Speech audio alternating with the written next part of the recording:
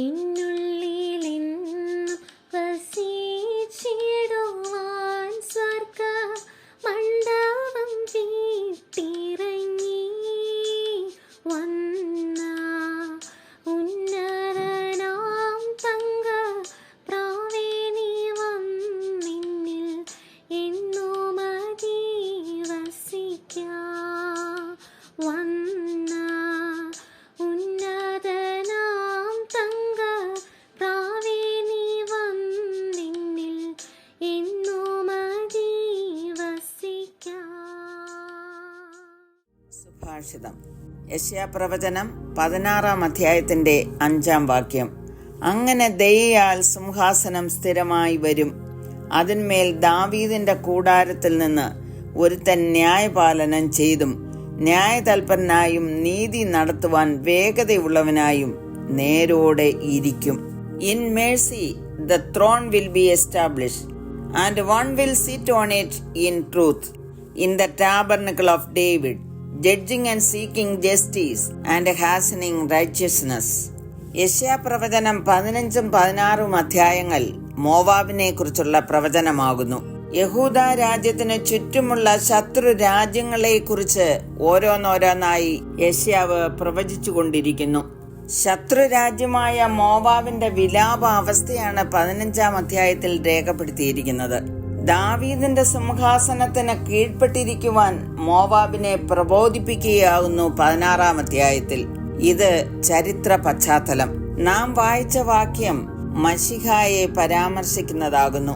മശിഹായിൽ വിശ്വസിക്കുന്ന ഏതൊരു മനുഷ്യനും മശിഹായുടെ സ്വഭാവങ്ങൾ വെളിപ്പെടുത്തണമെന്നാണ് ദൈവവചനം അനുശാസിക്കുന്നത്. യേശുവിനെ ഉള്ളിലേക്ക് സ്വീകരിക്കുമ്പോൾ അവിടുന്ന് സിംഹാസനം നമ്മുടെ ഹൃദയത്തിൽ സ്ഥാപിക്കും. ദയയാലും കരുണയാലുമാണ് സിംഹാസനം സ്ഥിരമായി വരേണ്ടത്. സഹജീവികളോട് സ്നേഹവും ദയയും കരുണയും കാണിക്കാത്തവന്റെ ഉള്ളിൽ നിശ്ചയമായും യേശു കർത്താവ് വസിക്കുന്നില്ല എന്നർത്ഥം. യോഹന്നാൻ ഇങ്ങനെ പറയുന്നു: താൻ കണ്ടിട്ടുള്ള സഹോദരനെ സ്നേഹിക്കാത്തവന് കണ്ടിട്ടില്ലാത്ത ദൈവത്തെ സ്നേഹിപ്പാൻ കഴിയുന്നതല്ല എന്ന്. ദൈവത്തെ സ്നേഹിക്കുന്നവൻ സഹോദരനെയും സ്നേഹിക്കണം എന്നീ കൽപ്പന നമുക്ക് അവങ്കിൽ നിന്ന് ലഭിച്ചിരിക്കുന്നു. അങ്ങനെയുള്ളവൻ ന്യായ തൽപരനായും നീതി നടത്തുവാൻ വേഗതയുള്ളവനായും നേരോടിയിരിക്കും. നേരും നീതിയും ന്യായവുമാണ് മനുഷ്യനെന്ന് ദൈവം ആഗ്രഹിക്കുന്നത്. മീഖ പ്രവാചകൻ ഇങ്ങനെ പറയുന്നു: മനുഷ്യ, നല്ലത് എന്തെന്ന് അവൻ നിനക്ക് കാണിച്ചു തന്നിരിക്കുന്നു. ന്യായം പ്രവർത്തിപ്പാനും ദയാതൽപരനായിരിക്കാനും നിന്റെ ദൈവത്തിന്റെ സന്നിധിയിൽ താഴ്മയോടെ നടപ്പാനുമല്ലാതെ എന്താകുന്നു യഹോവ നിന്നോട് ചോദിക്കുന്നത്? യെശയ്യാപ്രവചനം 16-ന്റെ 6-ൽ ഇങ്ങനെ എഴുതിയിരിക്കുന്നു: ഞങ്ങൾ മോവാബിന്റെ ഗർവത്തെക്കുറിച്ച് കേട്ടിട്ടുണ്ട്. അവൻ മഹാഗർവിയാകുന്നു. അവന്റെ നിഗളത്തെയും ഡംബത്തെയും ക്രോധത്തെയും വ്യർത്ഥ പ്രശംസയും കുറിച്ചും കേട്ടിട്ടുണ്ട്. പ്രിയമുള്ളവരെ, നമ്മെക്കുറിച്ചുള്ള കേൾവി എന്താണെന്ന് നാം ചിന്തിക്കണം. ഗർവവും നിഗളവും വ്യർത്ഥ പ്രശംസയുമാണ് നമ്മുടെ ഉള്ളിൽ ഇരിക്കുന്നതെങ്കിൽ ഒരിക്കലും യേശു കർത്താവിന് നമ്മുടെ ഹൃദയത്തിൽ സിംഹാസനം സ്ഥാപിക്കുവാൻ കഴിയുകയില്ല. തുടർന്ന് മോവാബിനെ കുറിച്ചുള്ള നാശമാണ് യെശയ്യാവ് പ്രവചിക്കുന്നത്.